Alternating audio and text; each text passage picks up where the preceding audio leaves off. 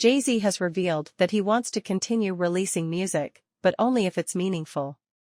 In the latest clip from his upcoming interview with CBS Morning's Gayle King, which airs in full this week, HOV was asked about the prospect of him returning to the studio and recording a new album.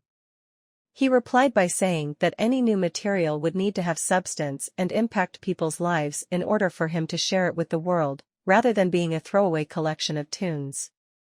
"I already used the word retirement, I can't do that ever again," he said. "I'll say I want to make music, but it has to be something important. I don't want to just make a bunch of tunes. That's not gonna serve me. It won't feed me, first of all. I have to be saying something important. It has to mean something, you know? It has to mean something to a larger society."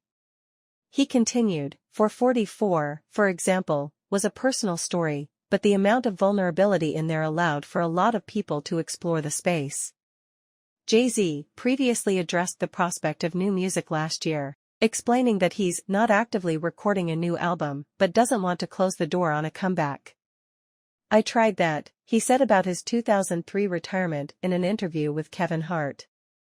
"I just needed a break. I was really burned out at that time. I was releasing an album every year. I just looked up one day and was like, I'm tired. I had never been on a vacation until I want to say 2000, my whole life. I was really burned out in that moment." He went on to say, "I'm not actively making music or making an album or have plans to make an album, but I never want to say that I'm retired. It's a gift, so who am I to shut it off? And it may have a different form or interpretation. Maybe it's not an album, maybe it is. I have no idea, but I'm just going to leave it open." In November 2022, the New York Times reporter Kyle Buchanan claimed that Jay-Z has plans to record another joint album with his wife Beyoncé, which will serve as the third and final installment of her Renaissance series.